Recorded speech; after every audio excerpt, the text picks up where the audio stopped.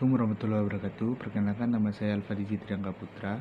Di sini saya akan membacakan makalah saya berjudul Aspek Etika dalam Olahraga.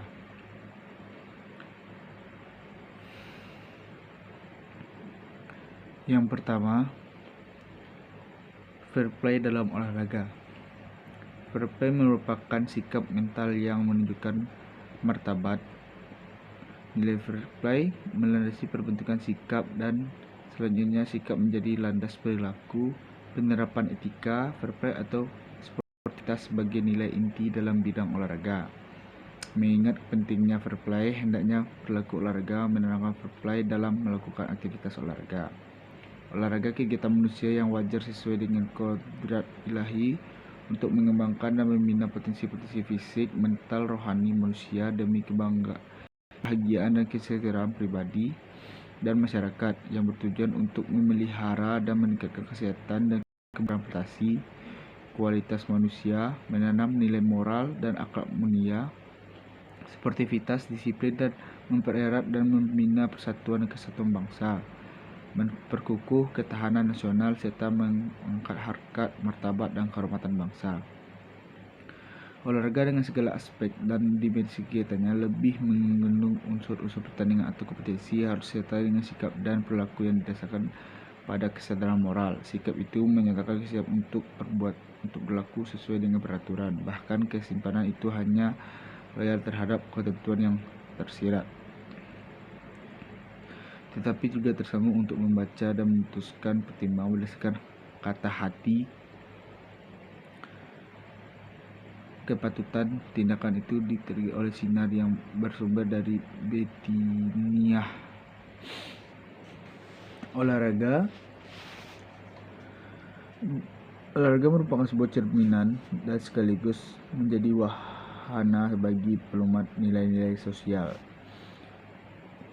Ia mencerminkan potensi keterbatasan masyarakat sekaligus, namun kepedulian kita adalah semata-mata menelaah secara kritis tentang potensi olahraga untuk membenarkan konsep dan fakta bahwa olahraga dan aktivitas jasmani yang berisi permainan itu merupakan arena bagi penerapan tindakan moral. Karena itu, penghampiran yang digunakan dalam makalah ini terutama pendekatan psikologi dan psikologi sosial serta penerapan fair play dalam praktiknya.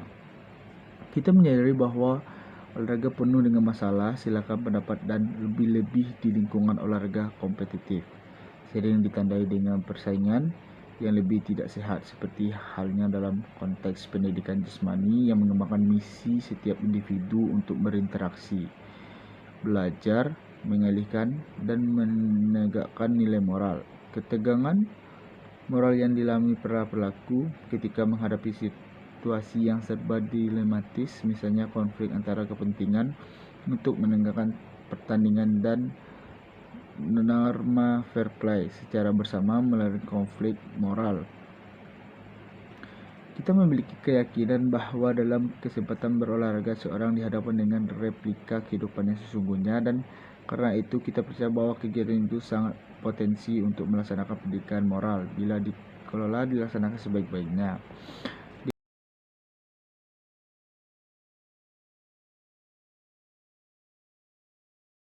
Bidang olahraga. Dalam kesempatan berolahraga, seseorang dihadapkan dengan struktur sosial yang diterima dengan adil.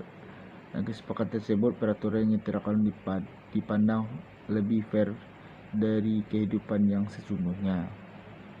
Dalam kenyataan, perilaku olahraga dihadapkan dengan keterbatasan waktu untuk membuat keputusan. Karena itu, faktor pengalaman dan konteks kegiatan ikut mempengaruhi peranan sangat dominan, sehingga keputusan yang selanjutnya digolongkan sebagai perilaku fair play yang luar biasa, seperti berlangsung di luar kesadaran sang pelaku. Karena itu harus disoroti dari sistem nilai yang kita sebut sportivitas atau fair play.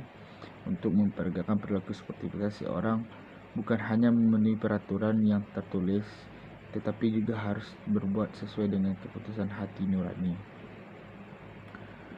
Selanjutnya, doping ditinjau dari aspek etika. Doping adalah penguatan obat secara ilegal meningkatkan prestasi atlet. Banyak tilikan mengenai doping ini. Seorang dapat mengenal dari aspek tamatologi, psikologis, pedagogis. Semua telitikan ini yang penting, namun yang lebih penting lagi adalah pemahaman dari perspektif etika. Salah satu pengguna obat terlarang dalam olahraga adalah merosotnya kepercayaan terhadap hasil yang dicapai dalam suatu kompetisi. Pemeliharaan kepercayaan ini sangat mahal, penting maknanya. Kepercayaan ini bukan persoalan emosional, tetapi kelangsungan fungsi menjadi dasar bagi kepercayaan yang mendalam. Di balik persoalan itu terdapat asumsi yang percaya bahwa terdapat suatu peluang yang sama bagi semua untuk berprestasi. Tentu saja tujuan ini sangat sulit untuk dicapai. Kesempatan yang sama memang menjadi semacam ide belaka, sebab betapa sulit untuk mengaturnya. Semua pihak yang terlibat dikerjakan oleh pihak lawan, baik pemain maupun pelatih, sama-sama tidak jelas mengenai persiapan dan unsur penunjangan lainnya diperoleh pihak lawan. Karena itu, siapa yang dapat menjamin bahwa atlet menggunakan doping sebagai pemicu prestasinya? Doping tidak saja menghilangkan kepercayaan antara atlet dan sesama, tetapi juga menghancurkan kepercayaan masyarakat kepada olahraga. Krisis kepercayaan ini sudah lama terjadi karena faktor ketidakjujuran. Di negara maju di bidang keolahragaan yang sudah mencapai tahap olahraga masyarakat, kontrol doping menjadi pekerjaan yang masih, sebab begitu banyak jumlah anggota olahragawan yang menjadi populasinya. Karena itu ditempuh jalan yang itu melalui pengacakan atau prosedur random. Prosedur itu memang efektif karena semua peluang untuk diperiksa dan semua orang dianggap peluang pula menggunakan doping. Namun apa cara itu dijamin efektif? Penciptaan jaringan internasional untuk mengulang masalah doping ini dari sisi ide memang baik, namun tidak layak ditinjau dari aspek teknis dan ekonomis. Terlalu luas jangkauan pekerjaan yang terlalu memahami pula biayanya. Dari itu, pada akhirnya terpulang pada etika dan nilai moral yang melekat pada diri seorang. Atas dasar rujukan itu, ia menentukan pilihan apakah menggunakan doping atau tidak karena alasan ancaman kesehatan, seperti bahayanya kena kanker hati, tidak dapat keturunan, dan lain-lain. Menyedihkan, kesemuanya itu rupanya tidak cukup membuat atlet jera menggunakan obat itu. Adapun moral dokter olahraga selain pelatih atau warga masyarakat olahraga kompetisi dan performa, sebagai ahli profesional yang paham akan khasiat obat dan aksesnya ditinjau dari aspek farmakologi, maka dokter olahraga berpotensi untuk terjebak ke arah pemberitaan atau dukungan kepada atlet untuk menggunakan obat perangsang tersebut. Hal itu dapat didorong oleh faktor komersialisasi dan nama masyhur yang juga terkait dengan faktor ekonomi, tapi akan mendorong peningkatan status sosial. Lembaga Anti Doping Indonesia terbentuk sebagai upaya untuk menjaga kemungkinan olahraga dan nilai-nilai olahraga dan tidak yang merusak citra olahraga. Departemen Pendidikan Nasional membentuk Lembaga Anti Doping Indonesia, Jakarta, Jumat 6 bulan 8 di Jakarta. Lembaga tersebut independen dan terdiri atas para profesional seperti dokter dan ahli hukum. Lembaga itu didirikan untuk memerangi doping dalam olahraga. Hocolikmoto Susai, pelantikan oleh Menteri Pendidikan Nasional Malik Fajar di Senayan, Jakarta.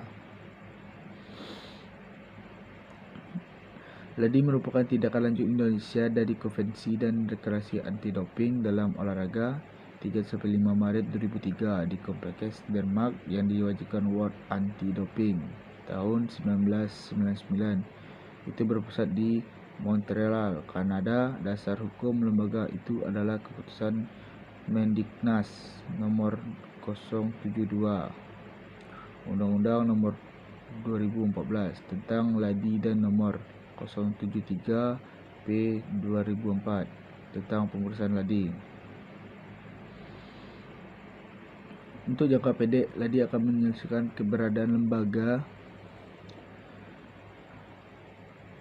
tersebut dan bertindak sebagai institut resmi PON Sumatera Selatan September mendatang. Sementara untuk jangka panjang, LADI akan melakukan edukasi terhadap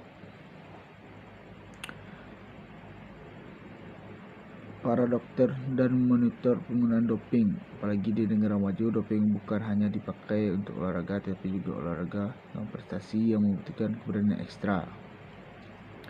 Mungkin itu saja yang dapat saya sampaikan. Assalamualaikum warahmatullahi wabarakatuh.